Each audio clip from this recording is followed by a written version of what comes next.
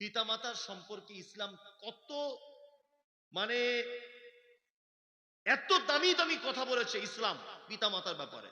কি বলেছে? উফেউ ওয়ালা তানহারহুমা ওয়াকুল্লাহুমা কাওলান কারীমা। তোমার আব্বা মায়ের সঙ্গে উত্তম কথা বলো, উত্তম। এমন কথা বলে দিও না যে তোমার আব্বা মা যাতে শব্দটুকু না বলে দেয়। আচ্ছা, আপনাদের এখানে মালদা জেলাতে যাদের আব্বা মা আছে, আব্বা মাকে খেতে দিচ্ছেন তো, যত্ন করছেন তো? আপনারা 4 ভাই কেমন করে খাচ্ছে আব্বা মারা? 4টে ভাই আপনার আব্বা মা কেমন করে খাচ্ছে বাড়িতে? পালি পালি, মনে হচ্ছে ওর বাপ মসজিদের ইমাম সাহেব, ওর মা মুয়াজ্জিন, এরকম একটা ব্যাপার। আবার বৌমারা ক্যালেন্ডার দেখছে, আজ ক তারিখ, আজকে ক তারিখ হলো, তোর দাদু কি ক্যালেন্ডার দেখে না? 12 দিন হয়ে গেল, 11 দিনের কথা। আল্লাহ, বৌমারা বলছে আবার আমাদের তরকারি কি খুব মিষ্টি, ছেড়ে যেতে মন চায় না, বড় ছেলের বাড়িতে যাও। এ হচ্ছে কি হচ্ছে না? হচ্ছে। এ অত্যাচার কেন পিতামাতার উপরে? বক্তব্য আপনারা এতক্ষণ যা শুনেছেন, কে চলে গেলেন কে থাকলেন ওটা কথা নয়, এইটুকু জায়গা শুনে যাবার জন্য বিনীত অনুরোধ থাকলো আপনাদের কাছে। ইসলাম পিতামাতাকে কোন জায়গায় পৌঁছেছে। এক, আপনারা 4 ভাই, 4 জনা দিল্লিতে কাজ করেন, 4 জন দিল্লিতে। ঈদের 1 সপ্তাহ আগে বাড়ি আসবেন, মরা মানুষের মতো বসে শুনুন। ঈদের 1 সপ্তাহ আগে বাড়ি আসবেন। তা আপনার স্ত্রীকে ফোন করে বলছেন, হ্যালো নাসিমা, আমি তো বাড়ি যাব ঈদের জন্য, তা তোমার জন্য কি নিয়ে যাব বলো। ওর স্ত্রী বলছে আমার জন্য একটা লাল শাড়ি, লাল ব্লাউজ, লাল সায়া, এটা আনবে। মেয়ের জন্য জামা আনবে, ছেলের জন্য জিন্স প্যান্ট, আর মনে করে আমার বোনের জন্য 2টো সালোয়ার আনবে। মানে শাড়ির কথা বলছে। লোকটা দিল্লির কোন এক শপিং মলে কেনাকাটা করছে। ওর স্ত্রী আবার ফোন করেছে, হ্যালো, কেনাকাটা করা হলো? লোকটা তখন বলছে তোমাদের সবার হয়ে গেছে, শুধু আব্বা মায়ের জন্য, আব্বার জন্য লুঙ্গি আর পাঞ্জাবি, আর মায়ের জন্য একটা শাড়ি আর ব্লাউজ, এই দুটো একটু খুঁজছি কিনবো বলে। তখন ওর স্ত্রী ফোনে বলছে, কেন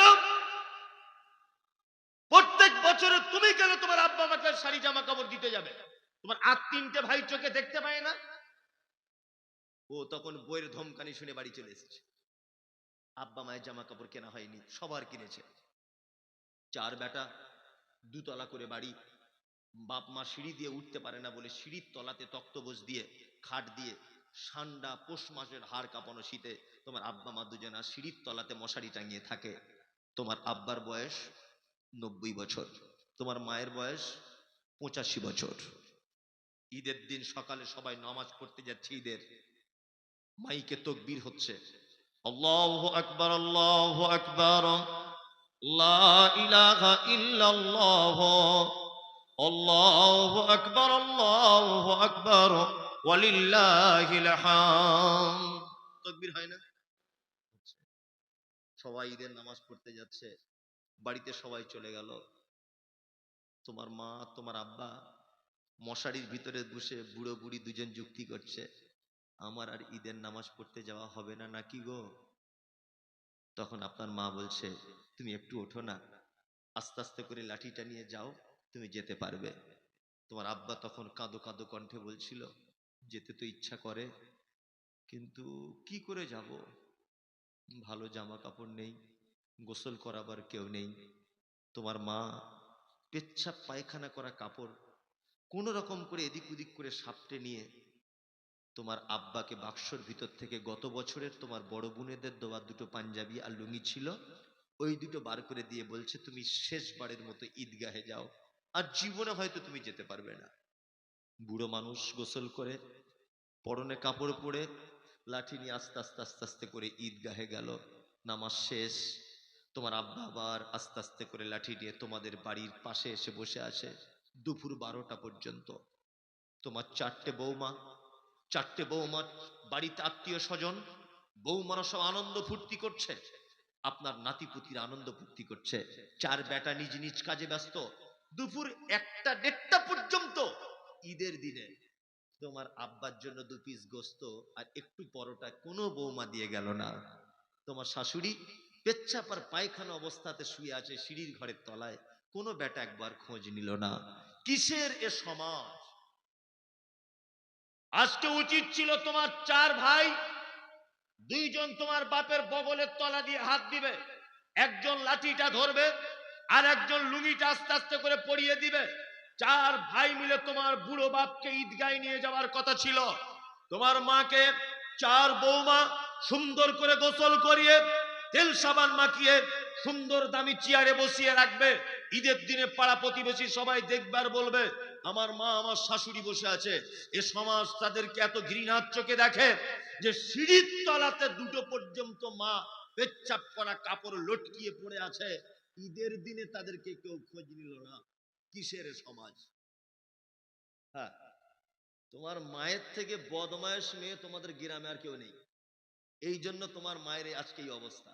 আর তোমার আব্বা ও তো আরো বদমায়েশ লোক। তোমার আব্বা মায়ের বদমায়েশি গুলো বলি শোনো, তাহলে তোমার আব্বা মা কেমন খারাপ লোক। তোমার মা ছিল এই গ্রামের সব থেকে পর্দাশীল নারী, সব থেকে পর্দাশীল। জীবনে কোনোদিন আলেম ওলামাদের দিকে ফিরে তাকাতো না, পর পুরুষের দিকে মুখ তুলে কথা বলতো না। তোমার মা এত পর্দাশীল, গ্রামের কোন আলেম ওলামা তোমার মায়ের মুখ দেখেনি। তোমার মায়ের জীবনের সব থেকে বড় দোষ যে তোমার মতো একটা অপদার্থ বেটাকে জন্ম দিতে গিয়ে মালদার সরকারি হাসপাতালে যে মা কাউকে মুখ দেখাতো না, ওই মা তোমাকে পৃথিবীর আলো দেখানোর জন্য পরপুরুষ ডাক্তারের সামনে নিজের লজ্জার স্থান দেখিয়ে দিয়েছিল। এটা তোমার মায়ের জীবনের সব থেকে বড় অন্যায়। তোমার মায়ের জীবনের দ্বিতীয় অন্যায়, তোমার মা ছিল, তোমার মায়ের মাথার চুল ছিল হাঁটু পর্যন্ত তোলা, কালো কুচকুচে চুল। তোমার মতো অপদার্থ বেটাকে জন্ম দিতে গিয়ে হাসপাতালের বেডে লাল রক্তে তোমার মায়ের কালো চুলগুলো জমাট বেঁধে গিয়েছিল। এটা তোমার মায়ের দ্বিতীয় বড় অপরাধ। তোমার মায়ের তৃতীয় বড় অপরাধ, তোমার মা ছিল তোমার নানার একটা মাত্র বেটি, এত আদরের বেটি, কখনো ব্লেড দিয়ে নখ কাটতে পারতো না, সুচ দিয়ে কখনো ইনজেকশন নিতে পারতো না। কিন্তু তুমি যখন পেটে এসেছো, ডাক্তার দেখাতে গেছে তোমার মা, ডাক্তার বলেছে মা পেটের বাচ্চাটা সোজা করে থাকার কথা, বাচ্চাটা আড়াআড়ি করে লেগে গেছে, বাচ্চা মারা যেতে পারে।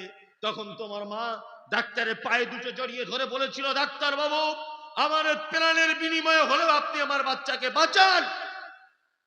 যে মা ইনজেকশন নিতে ভয় করত, হসপিটালের বেডে শুয়ে গেল, ডাক্তার বাবু ধারালো ছুরি আর কাঁচি নিয়ে হাঁসের ডিমের মতো সাদা চকচকে চামড়া তোমার মায়ের একেবারে চিড়ে দিয়ে তোমার মতো অপদার্থ বেটাকে তোমার মা পৃথিবীর আলো দেখালো।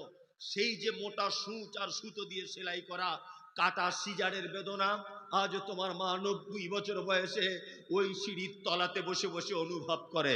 তোমার মা মানে কে জানো? পৃথিবীর সব থেকে বদমাশ মহিলা হচ্ছে তোমার মা। তোমার মা তোমাকে নিয়ে তোমার নানির বাড়ি যাচ্ছিল, এখান থেকে যেতে হবে হরিশ্চন্দ্রপুরে তোমার নানির বাড়ি। তোমার মা বাসে উঠেছে, তোমার বয়স তখন ওই 14-15 মাস হবে। বাসে তোমার মা সিট পাইনি। কন্ট্রাক্টর দেখতে পেল একজন মহিলা হাতে একটা বাচ্চা আর উপরে একটা বাঙ্কার ধরে আছে, অসুবিধা হচ্ছে, কোন একজনকে বলে অ্যাডজাস্ট করে একটা সিট তোমার মাকে দিয়েছে। তোমার মা সিটে বসেছে আর তখন থেকে তুমি বলছো মা একটু দুধ দে না, মা একটু দুধ খাবো, মা একটু দুধ খাবো। তোমার বুকের ভাষা তখন তোতলা তোতলা করে। তোমার মায়ের বয়স তখন 26, 25, 26, একেবারে চরম সুন্দরী তোমার মা। দেখে কোনজন? তোমার মায়ের রূপ, তোমার মায়ের চেহারা, তোমার মায়ের মুখের কাটিং, তোমার মায়ের মাথার চুল দেখে কোনজন? তোমার মা বাসের ভিতরে বসে আছে, পাড়া গ্রামের মেয়ে, কি করে দুধ দিব, কি করে দুধ দিব? বাসের যুবক ছেলেরা তোমার মায়ের দিকে ফেল ফেল ফেল ফেল করে দেখছে। তোমার মা অতীব সুন্দরী, ওই জন্য তোমার মা চারিদিকে এরকম করে তাকাচ্ছে, কেউ দেখতে পাচ্ছে না তো। তুমি যখন বারবার বলছো মা দুধ খাবো দুধ খাবো, তখন তোমার মা ব্লাউজের বোতামগুলো খুলে একদিকে তোমার দুধের ঘোঁটাটা মুখে দিয়ে তোমার কাপড়টাকে ধরে তোমাকে আটকে রাখছে যাতে বুকের স্তন কেউ দেখতে না পায়, আর একদিকে পেটের কাপড় পিঠের কাপড় ধরে ধরে টানছে। কারণ কারণ তোমার মা যে পাড়া গ্রামের মেয়ে, তাই লজ্জা করছে। তোমার মা এত বদমায়েশ মেয়ে যে তোমার মতো অপদার্থ ছেলেকে দুধ পান করাতে গিয়ে বাসের ভিতরে, ট্রেনের ভিতরে হাজার হাজার লোকের সামনে নিজের বুকের লজ্জাস্থান পর্যন্ত খুলে দিয়েছে, কাউকে দেখে লজ্জা করেনি, শুধু তোমার জন্যে। তোমার মা মানে কে জানো? চিকিৎসা বিজ্ঞানীরা বলেছে প্রত্যেক দিন একটা সন্তান 8 বার করে দুধ পান করে তার মায়ের, একবারে 250 গ্রাম করে দুধ পান করে। কোরআনের ভাষাতে তাকে দুধ পান করাতে হয় 30 মাসের কাছাকাছি। এতদিন তোমার মা তোমাকে দুধ পান করিয়েছে, বিনিময়ে জিরো, কিছুই তুমি দিতে পারোনি। তোমার আব্বা মানে কে জানো তো? তোমার আব্বা মানে ওই বদমাইশ লোকটা তোমাকে স্কুলে পড়ানোর জন্য 60 বছর বয়সে কলকাতায় রাজমিস্ত্রি লেবারের কাজে গিয়েছিল, এটা তোমার আব্বা। তোমার আব্বা মানে কে জানো তো? তুমি স্কুলে যেতে, সাইকেলের জন্য কাঁদতে, তোমার মা তোমার আব্বাকে ফোন করে বলছে, কই গো মফিজুলের আব্বা, মফিজুল সাইকেল না হলে আর স্কুলে যাবে না বলছে। তোমার আব্বা রাজমিস্ত্রির লেবার, 10টার সময়তে 30 টাকা করে টিফিন খরচা পেত। তোমার সাইকেল কিনবে বলে ওই টিফিন খরচার টাকাটা জমিয়ে জমিয়ে তোমার মায়ের ব্যাংকে পাঠিয়ে দিয়ে বলেছিল মফিজুলকে একটা সাইকেল কিনে দিও। এটা তোমার আব্বা, এটা তোমার আব্বা। কোরআন কি বলছে? কোরআন বলছে ইয়াসালুনাকা মাযা ইউনফিকুন কুল মা আনফাকতুম মিন খাইরিন ফালিল ওয়ালিদাইন ওয়াল আকরাবিন ওয়াল ইয়াতামা ওয়াল মাসাকিন ওয়াবনিস সাবিল ওয়া মা তাফআলু মিন খাইরিন ফাইন্নাল্লাহা বিহি আলিম। আল্লাহ নবী সাল্লাল্লাহু আলাইহি ওয়াসাল্লামকে জিজ্ঞাসা করা হচ্ছে, নবী আপনি বলুন তো পৃথিবীতে যত খরচা করার জায়গা আছে, উত্তম খরচা করার জায়গা কোন জায়গা? আমরা সারা জীবন ভেবেছি মাদ্রাসায় দান করলে নাকি বেশি হয়, মসজিদে দান করলে নাকি বেশি হয়, এতিমদের দান করলে নাকি বেশি হয়, ঈদগাহে দান করলে নাকি বেশি হয়, কবরস্থানে দান করলে নাকি বেশি হয়। এই মুমতাজুল ইসলাম আপনাকে কোরআন দিয়ে বলছে কথা। আল্লাহ কোরআনে বলেছে ইয়াসআলুনাকা মাযা ইউনফিকুন কুল মা আনফাকতুম মিন খাইরিন ফালিল ওয়ালিদাইন। একটা মানুষ তার জীবনে বেঁচে থাকা অবস্থায় যত টাকা যত জায়গাতে খরচা করে, সন্তান তার পিতা মাতার জন্য যেটা খরচা করে এটা পৃথিবীর শ্রেষ্ঠ খরচা। আল্লাহ বলছেন। কি বললাম বুঝলেন? শীতের সময় না, এখন শীতের সময় তো, জি, বাজারে ঘুরবেন, দুটো মোজা কিনে নিবে, 50 টাকা দাম।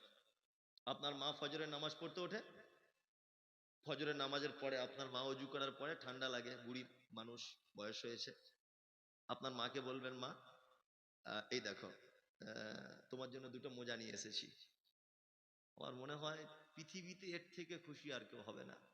আপনি বউ পাগল লোক তো, আপনি 5,000 টাকার শাড়ি কিনে দেন আপনার স্ত্রীকে, জীবনে আপনি ও আপনার প্রশংসা করবে না। ও এই কথা বলবে যে আমার মেজো জায়ের শাড়িটার দাম বেশি, ও এইটা বলবে। আপনি 5 টাকার একটা চকলেট আপনার মায়ের হাতে কিনে দেন, সারাদিন দোয়া করবে আপনার জন্য, সারাদিন দোয়া করবে। ডাক্তার বলেছে আপনি আর বাঁচবেন না। মা কি এটা বোঝাচ্ছি, ডাক্তার বলছে আপনি আর বাঁচবেন না, 3-4 মাসের মধ্যে আপনি মারা যাবেন। আপনার স্ত্রী দেখবেন ফোনে ফোনে অন্য কোনো ছেলেকে রেডি করে রেখেছে, শুধু মরার অপেক্ষা। আপনি মরলেই ও তার কাছে চলে যাবে, আপনি মারা যাবেন। আপনার স্ত্রী আজকে রাতে দেখবেন আপনাকে বলবে জান আমার, সোনা আমার, তোমায় ছাড়া বাঁচবো না, হাবি যাবি, অনেক কিছু আপনাকে বলে। আপনি মারা যান, আপনার শ্বশুর আপনার আব্বার কাছে এসে বলবে বিআই মশাই আপনার ছেলে তো মারা গেল, আমার মেয়েটার এখন 20 বছর বয়স, এ আর রেখে কি করব, অন্য জায়গায় বিয়ের ব্যবস্থা করে দিই। এটা বলবে না? বলবে। পৃথিবীতে সোনা আমার, মানিক আমার, চাঁদ আমার, হাবি যাবি কেউ থাকবে না। কিন্তু আমি মমতাজুল বলছি আপনি 1 বছর বিছানায় পড়ে থাকুন, স্ত্রী আপনার প্রতি ভালোবাসা কমে যাবে, হ্যাঁ, সন্তান আপনার প্রতি ভালোবাসা কমে যাবে। 1 বছর কেন 2 বছর আপনি পেচ্ছাপ করুন, পায়খানা করুন কাপড়ে, আপনার গায়ে পোকা হয়ে যাক, তবুও পৃথিবীতে একজন মাত্র মানুষ আপনার জন্য নামাজ পাঠিতে কাঁদবে, আল্লাহ আমার ছেলেকে ভালো করে দাও, আল্লাহ তুমি আমার জীবনের বিনিময়ে আমার ছেলেকে জীবন দাও, আল্লাহ ওর গায়ে যে পোকা হয়েছে পোকাগুলো আমার গায়ে দিয়ে দাও, আল্লাহ তবু আমার বেটাকে ভালো করে দাও। এই কথা বলে কে? কে? মা। মা। মুহাম্মদ সাল্লাল্লাহু আলাইহি ওয়াসাল্লাম বলেছেন হুমা জান্নাতুকা ওয়া নারুকা, তুমি কোথায় জান্নাত খুঁজতে চাইছো, কোথায়? মায়ের সেবা করো। মায়ের সেবা করে, ওখানে জান্নাত আছে। কে আপনাকে পদ্ধতি বলল? বলছে মৌলভী সাহেব আমার জন্য দোয়া করবেন, এবছর আমি ফের উমরা হজে যাচ্ছি, 4 বার গিয়েছি, এবার নিয়ে 5 বার হবে। কে তোমাকে যুক্তি দিল? মক্কাতে কি জান্নাত পড়ে আছে? হ্যাঁ, মদিনাতে কি জান্নাত পড়ে আছে? আল্লাহু আকবার। আমি বলবো আপনার আব্বা মায়ের সঙ্গে একদম অসৎ ব্যবহার করবেন না, একদমই নয়, কখনোই নয়। তুমি কি জন্য এসছো? এবার আব্দুল্লাহর স্ত্রী বলছে এসছে ফায়দা, হাদিসের শব্দ ফায়দা হাজাতি হাজাতহা, আমি যে দরকারে এসেছিলাম ও ওই দরকারে। এবার গেটে টোকা দিলাম, কে? বেলালে গিয়ে এলো। বেলাল, বেলাল আমরা এসছি, নবীকে একটা জিজ্ঞেস করো তো, যে স্ত্রী যদি পুরুষকে দান করে, যারা আপনারা বলছেন আমরা নিজের মসজিদে যদি দান করি এটা চলবে কি চলবে না? আর মুসলমানের একটা নিয়ম আছে, আমি বাংলোর মসজিদে দিলে তো আমার বেশি নাম হবে না, ফতেপুরে যাই যদি দিই একটা নারায় তাকবীর দিবে আর আমার নাম হবে, আর টেনে দিয়ে যা খাসের মাংস খাওয়াবে। ভাই আমার, আমাদের ওখানে হাজি সাহেব ছিল, ও যখন তার আগে বলতো যে মাওলানা আমি দান দিয়ে কাউকে করি না, আজকালকার মানুষ দেখে দান করবে নাম নেবার জন্য, আমি দান করলে কাউকে বলি না। খানপুর মাদ্রাসাতে 5,000 দিয়েছি, তাও কাউকে করিনি আমি। আর আপনি জালালপুরে যখন ওই দান উঠাচ্ছিলেন না, হয়তো ওই 10,000 দিয়েছিলেন যে আমি ওই যখন দান হয়েছিলেন, তাও আমি কাউকে করে বেড়াইনি। হজরতপুর একজন কোরআনে 5,000 দিয়েছি, তাও আমি করিনি। আর আমাদের নিজের মাদ্রাসা 15,000 দিই প্রতি বছর, তা আমি কাউকে বলি না। কথা বুঝতে পারছেন তো? আর রমজান মাসে মৌলানা, রমজান মাসে বৃহস্পতিবারের দিন, প্রত্যেক রমজান মাসে, রমজান মাসটা কোন মাস ভাই? রোজার মাস না? এই রোজার মাসে বৃহস্পতিবারের দিন মৌলানা শামসির হাটে আমি 200 ফকিরকে রুটি খাওয়াই, তাও আমি কাউকে বলি না। আমি বলছি মাশাআল্লাহ, আলহামদুলিল্লাহ, আলহামদুলিল্লাহ। আলহামদুলিল্লাহ বললেন, আলহামদুলিল্লাহ এই জন্য পড়লো যে আপনি জাহান্নাম যাওয়ার রাস্তাটাতে যে কাটামাটা পড়েছিল, আপনি আগে ভাগেই জাহান্নামের রাস্তাটাকে ঝাড় দিয়ে সাফ, আর যে লেগেছে মনে কত বড় কথা বলছেন। আপনি যে বললেন যে রমজান মাসে বৃহস্পতিবারের হাতে আমি 200 ফকিরকে রুটি খাওয়াই, আপনি 200 ফকিরের রোজা নষ্ট করবেন তো আল্লাহ আপনার গালে চুম্মা দিবে নাকি? হ্যাঁ, চিন্তা করেন তো। ফায়দা হাজাতি হাজাত হয়, একই দরকার। বেলালকে জিজ্ঞেস করো তো, বেলাল ঠিক আছে, আল্লাহ নবী তো আজান হয়নি, বেলাল শুনো শুনো শুনো, হ্যাঁ 1 মিনিট, বেলাল শুনো। নবী যদি আমাদের নাম জিজ্ঞেস করে তো নামটা কিন্তু বলিও না, আমাদের নামটা বলিও না। কেন? কেন জি ভাই? ওই শরম ফজরের নামাজে নবী আমাদের স্বামীকে জিজ্ঞেস করবে, হায় রে তোরা নিজের স্ত্রীকে পাঠালি, তোরা কেন আলি না?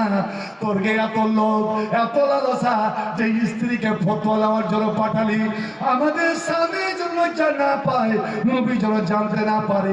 তাই বেলাল তুমি আমাদের স্বামীর নাম জিজ্ঞেস করে তুমি বলবে না, বলবে না তো? বলছেন না, বলবে না তো? না। এবার বেলাল কে কে আছে বাইরে? বলছে হুজুর জাইনাব। জাইনাব নাম বলে দিয়েছে, জাইনাব। ওয়াইজু জাইনাবে, এ বেলাল কোন জাইনাব? ওরে আমার বেটির নাম তো একটা জাইনাব, আমার স্ত্রীর নামও জাইনাব, উমুকের নাম জাইনাব। আবা জায়ানো ফিল মদিনাতে কাসীরা, মদিনাতে অনেক অনেক জাইনাব, এটা কোন জাইনাব তুই বলো? বলছে ইয়া রাসূলুল্লাহ ইমরাত আব্দুল্লাহ, আব্দুল্লাহ বিন মাসউদের স্ত্রী জাইনাব। আপনারা বলবেন মাওলানা কথা দিলে কথা রাখতে হয়, ওরা দুজন কথা নিয়েছিল, বেলাল রে তুমি ফতোয়া জিজ্ঞেস করবে কিন্তু আমাদের নাম তুই বলবে না, আমাদের নাম তুই বলবে না। কিন্তু যেমন নবী বললেন কে, সঙ্গে সঙ্গে জাইনাব কেন বলে দিল? বন্ধু এই জন্যই যে আমি আপনাকে কথা দিয়েছি, সাধারণ মানুষকে কথা দিয়েছি আমি বলবো না, কিন্তু আমার নবী জিজ্ঞেস করেছেন আর আল্লাহ কোরআনে বলে দিয়েছেন, এরে মুমিন মুসলমান, যখন আল্লাহ এবং আল্লাহ রাসূল তোমাদের ডাক দেবে, ওরে সঙ্গে সঙ্গে এমনকি যদি নমাজের হালাতে থাকো তো নমাজ ছেড়ে তুমি দৌড়ে যাও তোমার নবীর কাছে, তুমি দৌড়ে যাও। বন্ধু আমার, এই জন্য বেলাল সঙ্গে নামটা বলে দিলেন। নবী আমার বললেন, যাও জাইনাবদের বলে দাও, ওরা দুইজনকে বলে দাও, ওরে তুমি অন্য জায়গায় যদি দান করো তো তুমি একের বদলে 10, তোমার একটাই দান করা হবে। আর যদি তুমি নিজের লোককে দান করো, নিজের লোককে দান করো তো ফালাকে আজরান, তোমার জন্য ডাবল ডাবল নেকি। বন্ধু আমার, ওখানে আসার পরে যেমন আদেশটা শুনলেন, সঙ্গে সঙ্গে জাইনাব যতগুলো সোনা দানা ছিল সমস্ত নিজের স্বামীকে দান করে দিলেন। ওরা কি মুসলমান যে দুইজন এতিম ছেলে ও জমিটা নিঃস্বার্থে নিঃস্বার্থে তারা একমাত্র আল্লাহ আল্লাহ রাসূলের জন্য দান করে দিচ্ছেন। বলে হেবাতাল্লাহ ইয়া রাসূলুল্লাহ। ভাই আমার, আজ আমাদের সামনে পরীক্ষা, আমাদের পরীক্ষা। আসুন, আল্লাহ রাব্বুল আলামিন আমাদের সচ্ছল অবস্থা দিয়েছেন, খুশহাল বানিয়েছেন। শুধু আপনার দোয়াটা নিয়ে যান। এখন আমার দোয়া, আমার সভাপতি মহাশয় আলেম ওলামাদের দোয়া কবুল হবে কি হবে না তার কোনো গ্যারান্টি নাই, কিন্তু নূরের ফেরেশতা একবার যদি আপনার জন্য আমিন শুধু বলে দেয়, সঙ্গে সঙ্গে কবুল। শুনেন, শুধু একটা হাদিস। আমরা সকাল করি, সকালে বিছান থেকে উঠি, মসজিদের দিকে বা ব্যবসা বাণিজ্যের দিকে পা বাড়াই, কিন্তু নবী আমার বলেন, যখন তোমরা সকাল করো, ওরে তোমাদের গ্রামের দুই দিকে দুইজন ফেরেশতা নেমে আসে, আমার নূরের ফেরেশতা নেমে আসে। আজ রাত্রে জালসা হলো, সকালে তোমাদের গ্রামের দুই পাশে দুইজন ফেরেশতা, একজন আমার কাছে দোয়া করে, বলে চিল্লে চিল্লে বলে, আল্লাহ রাব্বুল আলামিন পাক করে দিলাম, আজ তোমার ঘরের জন্য যে মত পৌরসভা হয়েছিল, ওই জালসাতে আল্লাহ যারা হাত খুলে, মন খুলে, প্রাণ খুলে, বুককে উজাড় করে তোমার দেওয়া মাল তোমার পথে খরচ করলো, আল্লাহ আমরা নূরের ফেরেশতা তোমার কাছে আল্লাহ দরখাস্ত, আল্লাহ আতে মন ফেকান খালাফা, ওর মাল ওর কোনো টাকা পয়সা আল্লাহ লক্ষ গুণ তুমি বাড়িয়ে দাও। বন্ধুরে আমার, নবী বলছেন এই জন্যই দেখবে দানকারী, ওরে দানকারী কোনোদিন দুঃখিত হবে না, দানকারী কোনোদিন মন বড় হবে না, দানকারীর কোনোদিন অন্তর ছোট হবে না, কেন আল্লাহর পক্ষ থেকে বরকত। আর নবী কসমকে বলছেন, এ মুমিন মুসলমানেরা, ওরে আমি তোমাদের নবী কসম খাচ্ছি, মা নাকাসা সাদকাতু মিন মালিন, ওরে দান করে মানুষের মাল কমে না। এক ফেরেশতা এই দোয়া করলো, আল্লাহ দানকারীকে বাড়িয়ে দাও। এবার চট করে অন্য ফেরেশতা বলেন, আল্লাহুম্মা আতে মুমসিকান তালাফা, এ রাব্বুল আলামিন যারা আজকে মুঠ বেঁধে থাকলো, যারা তোমার পথে দিল না, যারা কৃপণতা দেখালো, কাঞ্জুসিপনা করলো, আল্লাহ তাদের মালকে, তাদের ধনকে, তাদের টাকা পয়সাকে বরবাদ করে দাও, আল্লাহতে বরকত উঠিয়ে নাও। যতই তারা ইনকাম করুক না কেন, আল্লাহ তাতে যেন বরকত না থাকে, তার জীবনে হাই হাই দৈদ যেন না মিটে। আসুন তো ভাই আমার, মহিলাদের দান হাই মাদ্রাসা ৮,৪৮০ টাকা। মহিলাদের দান হাই হাই মাদ্রাসা মানে কি? হাই মাদ্রাসা ফিল্ডে যে স্টেজ জি আছে। জি জি। আচ্ছা আচ্ছা, হাই মাদ্রাসা ফিল্ডে যে মহিলা স্টেজ, সেখান থেকে ৮,৫০০-এর মতন মহিলাদের আলহামদুলিল্লাহ।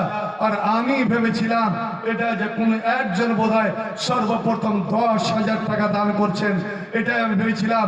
আসুন তো ভাই আমার, কোন আল্লাহর বান্দা, কোন ভাই আমার, কোন নবী প্রেমিক এই বর্তমান এই অবস্থাকে সামনে রেখে দানের মধ্যে যে শক্তিটা আছে, এই শক্তি কোন ইবাদতের মধ্যে নাই।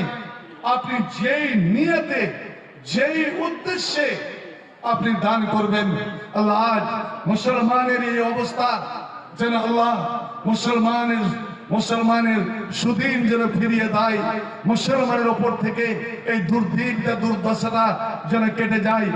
এই সকল মুসলমানের পক্ষ থেকে একজন আমি চাই, দেখি 10,000 টাকা দান করতে পারে কি পারে না। রব্বুল আলামিন হাই মাদ্রাসার স্টেজ থেকে মা বোনদের পক্ষ থেকে যতগুলো দান এলো, আল্লাহ সমস্ত দানকে কবুল করে নাও। আল্লাহুম্মা বারিক লাহুন্না ফীমা রাযাকতাহুন্না ওয়াগফির লাহুন্না ওয়ারহামহুন্না। আমিন আমিন আমিন সুম্মা আমিন। বানি ইসরাইল 5,000 টাকা। আলহামদুলিল্লাহ। ভাই আমার, একজন আমার দেখার আরমান, নগদে হোক বা বাকিতে হোক, নগদ 5,000। বানি ইসরাইল 5,000।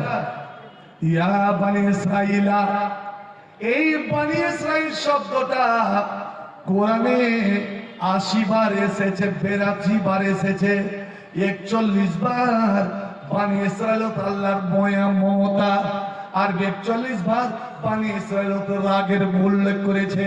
ইয়া বানি ইসরাইল, ইয়া বানি ইসরাইল, ওরে বানি ইসরাইল 5,000, এ কি আর 5,000? ও 5,000 কি বাকি লাগাতে পারতো না?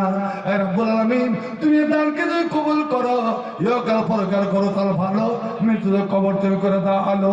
আমিন সুম্মা আমিন। আব্দুল সুমানের মাতা 4,000 টাকা, 3,000 টাকা বাকি, 1,000 টাকা নগদ। একটা বয়স্ক মেয়ে কিন্তু নামাজ পড়ে না, আব্দুল সুবহানের মা নামাজ পড়ে। জি, নামাজ যদি পড়ে তো 4,000 করে 4 ওয়াক্ত নামাজ আছে, ওই যে বুঝ করেন তো নামাজ। তো আব্দুল সুবহানের বেটা নাই, আর কেউ নাই। আরে মায়ের পক্ষ থেকে এই শুভ কামটা করতে পারবেন। আব্দুল সুবহানের মা 4,000, মাশাআল্লাহ আলহামদুলিল্লাহ, 5,000 নগদ আর 3,000 বাকি। আলহামদুলিল্লাহ, মাওলানা মুজিবুর রহমান সাহেবের স্ত্রী মাওলানা সাহেব নিজে মারা গেছেন। কানের ঋণ, নতুন ঋণ, আল্লাহু আকবার, এখনো চকমক করছে। আর আমার মনে হয় এটা স্বর্ণকারের নয়, আমার মনে হয় শোরুম থেকে কিনা, অর্থাৎ যেই দামে নিয়েছে এখন যে বিক্রি করে তার থেকে বেশি দামে বিক্রি হবে। ভাই আমার, বেটা বেটি ভাগ নিল না, কেউ ভাগ নিল না, সেই মৃত্যুর জন্য আল্লাহর পথে জমা হয়ে গেল। মা বোন, এটাই হলো আসল দান। এই আল্লাহ, যার নামে যার ব্যবহার করা এই সোনার গয়না জমা হলো, আল্লাহ তোমার খাতে জমা করে না, এবং এটাকে আল্লাহ মাওলানা সাহেবের জন্য না যাতে জারিয়া করে দাও। আল্লাহুম্মা বারিক লাহু লাফি মারজাকতা ওয়াগফির ওয়ারহাম। আমিন আমিন আমিন সুম্মা আমিন। আব্দুল সুবহান 20 বস্তা সিমেন্ট দাদু দাদির নামে।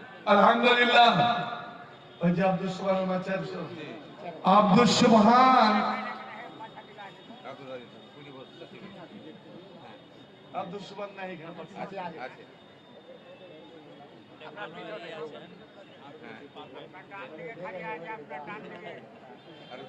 সামনে, এই সামনে কোন মাস আছে ভাই? রমজান। রমজান। আরবি মাস 29 হয় আর 30 হয়, নবী নিজে বলছেন হয় 29 আর 30।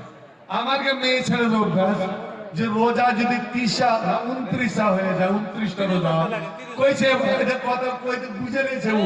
আলহামদুলিল্লাহ, আব্দুল সুবহান আয়া 30 রমজান এক এক দিনের বদলে যেন এক একটা করে বস্তা, 30 বস্তা সিমেন্ট আয় পাক পরওয়ারদিগার আলম আল্লাহ হাজার হাজার লাখ লাখ বস্তা বস্তা বলতে কবুল করে নাও।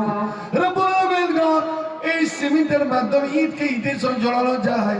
আল্লাহ, আব্দুল সুবহান এবং তার পরিবারের মধ্যে যত কেউ মারা গেছেন, আল্লাহ তাদেরকে তুমি জান্নাতে মিলিত করে দাও। আল্লাহ, যারা বেঁচে আছেন তাদেরকে সুখে রাখো, শান্তিতে রাখো। আব্দুল সুবহানের জমি যে বরকত, খেতে খাওয়ারে বরকত দাও। আল্লাহ, ব্যবসা বাণিজ্যে বরকত দাও। আল্লাহুম্মা বারিক লাহু ফী মারজাকাতিহি ওয়ারহামহু। আমিন আমিন আমিন সুম্মা আমিন। আলহামদুলিল্লাহ, মোহাম্মদ মুসা 1,000 নগদ এবং 1 টলি বালি। আলহামদুলিল্লাহ, মাশাআল্লাহ, জাযাকাল্লাহু খাইরান। আল্লাহ সাল্লি আলাইহি, আল্লাহ তাকাব্বাল মিনহু বিকবুল হাসান ওয়া আদখিল জান্নাহ ওয়া কিম মিন আযাবিল কবর ওয়া আযাবিন নার। আসুন, সব বিভিন্ন প্রকারের দান টাকা দেন, সিমেন্ট দেন, বালি দেন, রড দেন, গিট্টি দেন, কারণ এটাই এই মসজিদ তৈরি হবে। এটাই আল্লাহু আকবার। আমরা যখন তালগাছিতে পড়তাম ছোট্ট, তখন থেকে মসজিদ দেখে আসছি। আজ যে আপনারা উদ্যোগ নিয়েছেন, কারণ পুরনো নির্মাণ গুলো অনেক জায়গাতে অনেক দুর্ঘটনা ঘটে যাচ্ছে, সামান্য ভূমিকম্পে সামান্যতে অনেক রকমের, আল্লাহ হেফাজত করুন। এবং আপনারা যে উদ্দেশ্যে, যে মাকসাদে, যে উদ্যোগ নিয়েছেন, আল্লাহ যেন আপনাদের উদ্যোগটাকে পূর্ণ করেন। আমিন সুমা আমিন।